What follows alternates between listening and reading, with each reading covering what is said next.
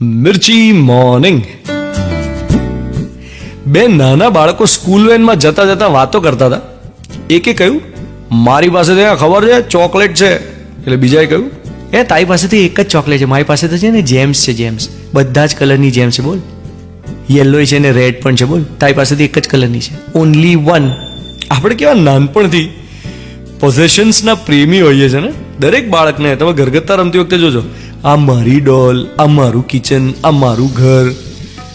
નાની નાની વસ્તુઓને ઘરનું ફર્નિચર બનાવી દે, પેન્સિલને ડાઇનિંગ ટેબલ બનાવી દે, લાફિંગ બુદ્ધાને ઘરના મહેમાન બનાવી દે, માથામાં નાખવાની પિન હોય તો એને સ્ટ્રો બનાવીને રમકડાની પ્લેટમાં દાળ ભાત બનાવીને જમાડે તમને. પછી કે જો લો મેં બનાવી છે, મેં.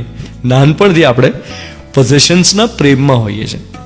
અને ઘણા તો મોટા થાય ત્યાં સુધી એમનું ટેડી બેર સાચવી રાખે, નાનપણની ઓઢવાની ચાદર મોટા થાય ત્યાં સુધી સાચવી રાખે. એના ચાદર વગર ઊંઘ ના આવે એમને, પોતાના પ્રિય ઓશિકા વગર ઊંઘ ના આવે. અમે લોકો છે ને મોસાળમાં જ્યારે વેકેશનમાં રહેવા જતા ને બધા કઝિન્સ ભેગા થયા હોય ને, તેમાં ઝઘડા કઈ બાબતે થાય ખબર છે? કે તે મારા ગ્લાસમાં પાણી કેમ પીધું? આ મારો ગ્લાસ હતો. અથવા તો ધાબે ઊંઘતા હોઈએ તો તું મારી પથારીમાં કેમ આવે? મારી પથારી. મોટા થઈને આ જ વૃત્તિ પાર્કિંગના ઝઘડા કરાવે છે. તમે અમારા ઝાંપા આગળ પાર્કિંગ કર્યું જ કેમ? અથવા તો તમારું ઝાડ અમારા આંગણામાં કચરો કરે છે, કચરો કોણ સાફ કરશે? આપણે સાવ ફેંકી દેવા જેવી વાતોમાં નથી ઝઘડતા. વિચાર્યું જ કદી? આની પાછળનું કારણ શું? પોઝેશન્સનો પ્રેમ. જેટલા જક્કી વધારે એટલા ઝઘડા વધુ. સાંભળી રહ્યા છો મિર્ચી.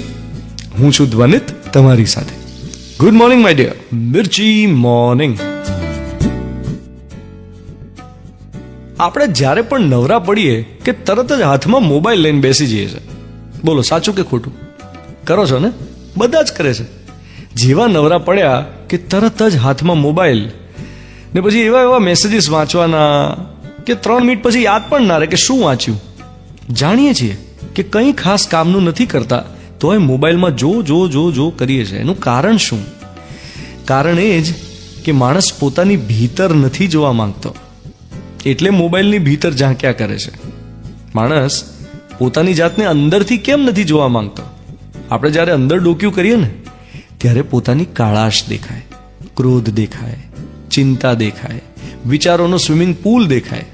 આપણે પેલા બાળક જેવા છીએ જે સ્વિમિંગ પુલની પાળીએ ઊભો છે, અંદર ભૂસકો મારતા ડરે છે, ને પડી જાય તોય ગભરાઈને તરત બહાર આવી જાય છે. આપણે ભીતર ડૂબકી મારી જ નથી શકતા. આ ઝાડ વાવીએ ને ઝાડ, ત્યારે પહેલા ખોદવું પડે, ને ખોદવામાં પથરાય નીકળે, ઈંટોય નીકળે, ઈંટાકડાય નીકળે, પોચી માટીએ નીકળે, ને કોદાળી ક્યારેક અટકે ખરી કઠણ જમીનમાં. આપણી અંદર પણ આવું બધું હોય છે.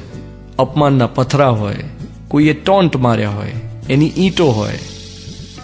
ઈંટ કા જવાબ પથ્થર સે દેના ચાહતે થે, દે નહીં પાए, वो पत्थर अभी भी भीतर ही पड़े हैं. હવે આમાં ઝાડ ઉગાડવું પડે, ખુશીઓનું ઝાડ. હેપી મોમેન્ટ્સને રિવાઇવ કરવી પડે, નહીં તો અંદર પેલા ટોન્ટ ને અપમાન ને ગિલ્ટ ને આવું બધું સંગ્રહાયેલું જ રહે. તો મનની ગ્રંથિઓને ઓગાળીને ખુશીઓનું ખાતર નાખવું પડે હેપી મોમેન્ટ્સના ઝાડને. તમે સૌથી ખુશ ક્યારે હતા? એ ક્ષણોને યાદ કરીને જો રોજ તમારા દિવસની શરૂઆત કરો તો ખુશીઓનું ઝાડ પેલા મનના કાંકરા વચ્ચે પણ પાંગરે. સાંભળી રહ્યા છો મિર્ચી. હું છું ધ્વનિત તમારી સાથે. Good morning my dear.